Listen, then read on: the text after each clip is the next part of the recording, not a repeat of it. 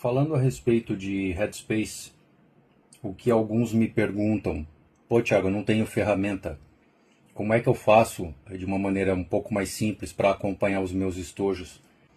Bom, a gente tem como criar uma referência de leitura, tá? Vou dar um exemplo. Aqui eu tenho estojos calibre 308, tá? Peguei um exemplo aqui. Desse meu estojo 308, depois eu vou colocar uma imagem para vocês acompanharem o que é a referência de um headspace quando a gente se trata de um estojo que a gente fala o modelo garrafinha, tá? Então, basicamente explicando, o headspace é a medida do fundo do estojo até uma determinada linha que se chama Dayton, acredito que é dessa maneira que se pronuncia, que é a linha média do ombro. O ombro vai ser aonde termina o pescoço e aonde começa o corpo. A linha média daqui até o fundo do estojo. Isso daqui, para esse modelo de estojo, é o que a gente determina a palavra que todo mundo comenta por aí, headspace. Tá? Para que isso é importante no tiro de precisão?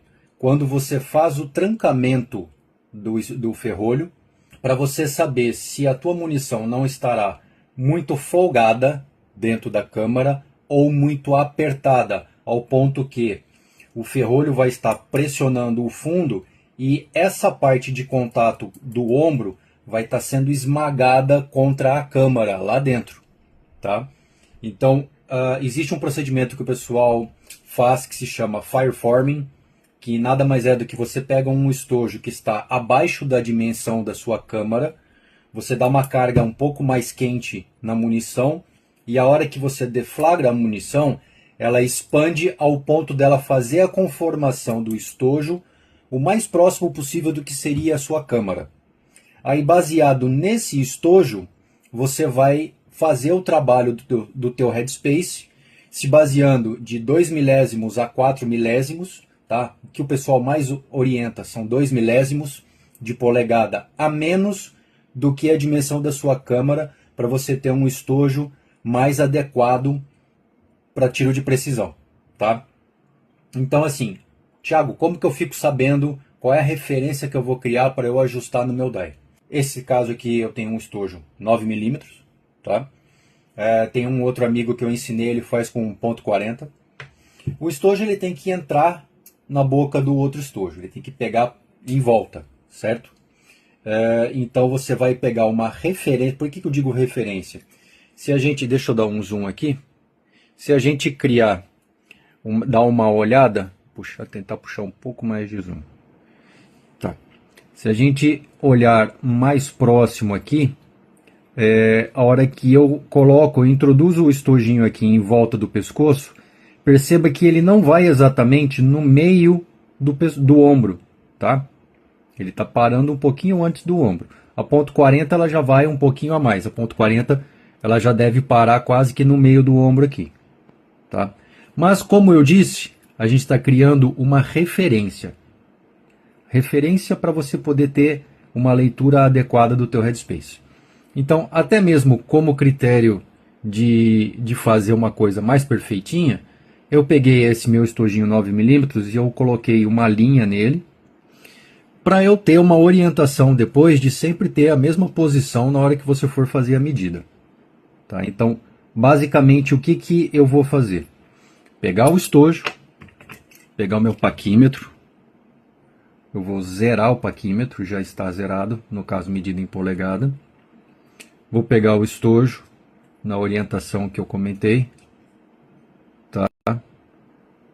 Vou fazer pequenos movimentos para lá e para cá com o estojo, para ele ficar o mais faceado possível com a parte de baixo e a parte de cima. Lembrando que... Opa, caiu o estojo.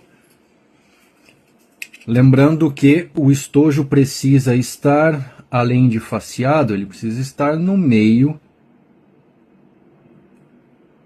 da medida, do paquímetro. Não adianta ele estar assim, por exemplo, que você pode causar um erro de leitura, tá? Então a gente tem que deixar ele com a tua referência que você marcou, no caso a minha linhazinha aqui, e o mais centrado possível. Quando eu faço isso, eu vou segurar por aqui, para eu não esmagar o meu paquímetro, porque dependendo do paquímetro, se você fizer força aqui, a hora que eu faço força, ele dá até erro de leitura da unidade, tá vendo? Então eu seguro por aqui, soltei o outro lado, e você pode perceber que ele estabilizou de novo na medida. No meu caso, isso é, o meu caso, estou criando uma referência, 743.5. Eu vou zerar, e aí essa minha referência, eu vou pegar o meu estojo que eu quero ler a informação, coloco aqui, e vou fazer a leitura do meu suposto headspace. Pô, Thiago, não está batendo com as orientações que deveria ser a numeração do headspace. Claro, a gente está criando uma referência. Eu não estou criando uma leitura perfeita do meu headspace. É uma referência da base do estojo até uma determinada linha no ombro. Por isso que você sempre tem que usar o mesmo estojinho para você fazer a leitura. Lembrando novamente, no meio do estojo, tá vendo? Para ficar o mais centrado possível a leitura, o mais adequado possível. E aqui eu estou com uma determinada leitura. Supondo que esse fosse o meu estojo sem ele calibrar, ou seja, o estojo que ele saiu da minha arma, eu pego o meu die e eu faço o ajuste do meu die para que nessa casa decimal aqui, no meu caso 1.683, o 3 deveria cair para 1. Então seria 1.681. Com isso eu estou diminuindo 2 milésimos de polegada do meu headspace, que é a recomendação que a gente faz para tiros de precisão, tá? Outro detalhe muito importante é que às vezes dentro de um mesmo lote de estojos, no caso aqui todo esse meu lote de estojo, ele é tudo de mesmo lote, mesmo eu mantendo o lote sempre adequado, sempre sob mesmas condições de calibração, às vezes um ou outro estojo, na hora que eu tirar o estojo do die, ele pode sair com uma calibração diferente. É possível isso acontecer. Então a dica que eu dou é, sempre que você faz a calibração dos seus estojos, verifica um por um o headspace para que pelo menos você garanta que os seus estojos estão adequados quando você procura o top de tiro de precisão.